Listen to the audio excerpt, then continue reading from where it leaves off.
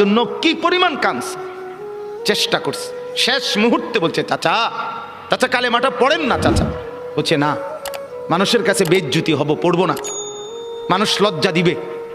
আল্লাহ নবী সাল্লাল্লাহু আলাইহি সাল্লাম বলছে কানে কানে বলেন, আমি কাউকে শোনাবো না, আমি শুধু হাসরের মাঠে বলবো, মৃত্যু পর্যন্ত চাচা ওয়াদা দিলাম জগৎবাসীকে শোনাবো না আপনি ঈমান আনছিলেন, কানে কানে কন। আবু তালেব বলছে না, কানে কানেও বলবো না। এবার নবী বলে চোখের পানি ফেলতে ফেলতে, চাচা এমনও কইতেন না তো, ঠিক আছে চাচা আমি কালেমাটা পড়ি, আপনি শুধু ঠোঁটটা নাড়েন,